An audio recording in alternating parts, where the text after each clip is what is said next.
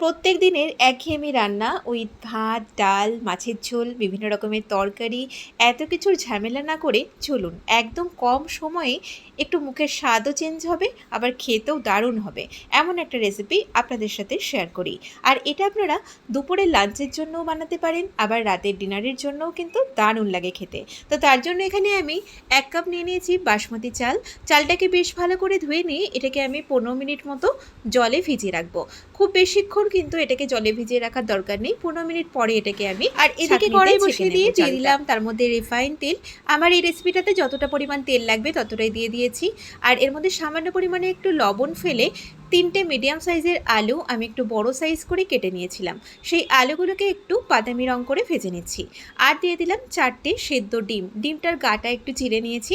এখন আলুর সাথে ডিমগুলোকেও একটু হালকা বাদামি রং করে ভেজে তুলে নেব। তো আমাদের কিন্তু আলু ডিম ভাজা হয়ে গেছে, এখন এগুলোকে তুলে নিচ্ছি। আর এই যে বাদবাকি তেলটা রয়েছে এর মধ্যে ফোড়নে দিয়ে দিচ্ছি শুকনো লঙ্কা, তেজপাতা, গোটা গোলমরিচ, গোটা জিরে আর গোটা গরম মশলা। গোটা গরম মশলার মধ্যে আছে এলাচ, দারচিনি, লবঙ্গ। এখন এই ফোড়নটা বেশ ভালো করে একটু ভাজা হয়ে গেলে, একটা সুন্দর গন্ধ বেরিয়ে গেলে ফোড়ন থেকে দিয়ে দিলাম এর মধ্যে 2টো বড় সাইজের পেঁয়াজ। এই রেসিপিটাতে কিন্তু পেঁয়াজের পরিমাণটা একটু বেশি লাগে, তো পেঁয়াজটাকে আমি একটু সামান্য পরিমাণে লবণ দিয়ে ভেজে নিচ্ছি। তবে পেঁয়াজটাকে কিন্তু খুব বেশি কড়া করে ভাজার দরকার নেই। তো কথা বলতে বলতে দেখুন পেঁয়াজটা কিন্তু আমাদের বেশ নরম হয়ে গেছে, হালকা বাদামি রং চলে এসেছে। দিয়ে দিলাম এর মধ্যে একটা মিডিয়াম সাইজের কেটে রাখা টমেটো। এখন এর মধ্যে দিয়ে দিচ্ছি আমি প্রায় 1.5 টেবিল চামচ মতো আদা, রসুন আর কাঁচা লঙ্কা একসাথে পেস্ট করে নিয়েছিলাম, সেটা এখন ভালো করে কষিয়ে নিচ্ছি। মশলাটা কিন্তু আপনাদের ভালো করে একটু কষিয়ে নিতে হবে। এবারে দিয়ে দিলাম এর মধ্যে বেশ কয়েকটা চেরা কাঁচা লঙ্কা, আপনারা যেমন পরিমাণে ঝাল খেতে পছন্দ করেন তেমন দেবেন। মশলাটা আমাদের খুব ভালোভাবে ভাজা হয়ে যাবার পরে, কষানো হয়ে যাবার পরে ভেজে রাখা আলুগুলোকে দিয়ে আলুগুলোর সাথেও একটু মশলাটাকে ভালো করে কষিয়ে নিচ্ছি। এটাকে কিছুক্ষণের জন্য ঢেকে দিলাম যাতে আলুটা আমাদের ভালোভাবে একটু নরম হয়ে যায়। এই রেসিপিটা বানানো যেমন সহজ, খেতে কিন্তু দারুণ লাগে। তো কিছুক্ষণ হয়ে গেছে, মোটামুটি 4 থেকে 5 মিনিট মতো আমি এটাকে আঁচটাকে কমিয়ে ঢেকে রেখেছিলাম। আলুগুলো কিন্তু আমাদের মশলার সাথে ভালোভাবে কষানো হয়ে গেছে। এবারে পরিমাণ মতো জল দিয়ে দিচ্ছি। এখানে আমি 1 কাপ চাল নিয়েছি যেহেতু, তার ডাবল জল দিচ্ছি, মানে 2 কাপ জল দিয়ে দিলাম। আর পোলাওয়ের ক্ষেত্রে কিন্তু এই জলের পরিমাণটা কিন্তু খুবই ইম্পর্টেন্ট। দিয়ে দিলাম আমি যে চালটা স্ট্রেনারের মধ্যে জল ঝরতে দিয়েছিলাম, তো চালটা দিয়ে দিলাম।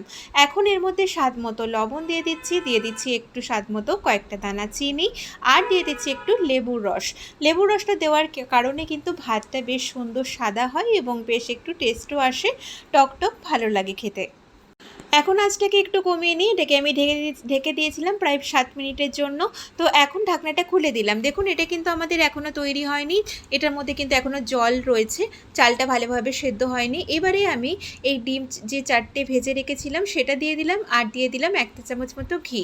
এখন এটাকে একটু হালকা হাতে নেড়ে আবারও আঁচটাকে একদম কমিয়ে দিয়ে এটাকে প্রায় 5 থেকে 7 মিনিটের জন্য ঢেকে দেবো। অবশ্যই কিন্তু আঁচটাকে একদম কমিয়ে দেবেন, তাতে এই স্টিমেই কিন্তু আমাদের এই চালটা, আলুটা খুব সুন্দরভাবে সেদ্ধ হয়ে যাবে। তো দেখুন আমি এখন ঢাকনাটা খুলে দিলাম। এখন আমি এটাকে একটু হালকা হাতে নেড়ে দিচ্ছি। আমাদের কিন্তু এই ডিম পোলাও একদম তৈরি হয়ে গেছে।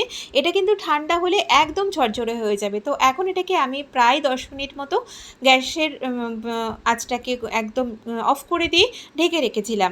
আমাদের কিন্তু এই ডিম পোলাও একদম তৈরি, বেশ গরম গরম সার্ভ করার জন্য। আর এর সাথে কিচ্ছু লাগে না, এর সাথে জাস্ট একটু স্যালাড নেবেন, ব্যাস, আর কিচ্ছু লাগবে না। খেতে দারুণ লাগবে, অবশ্যই আপনারা একদিন বাড়িতে ট্রাই করবেন। আর ভিডিওটা ভালো লাগলে অবশ্যই ভিডিওটাতে লাইক, শেয়ার, কমেন্ট করবেন। চ্যানেলটিকে সাবস্ক্রাইব করবেন নিত্য নতুন রেসিপি পাওয়ার জন্য। আর আপনারা সবাই খুব ভালো থাকবেন, সুস্থ থাকবেন। আমি আবারও হাজির হব নতুন কোনো রেসিপির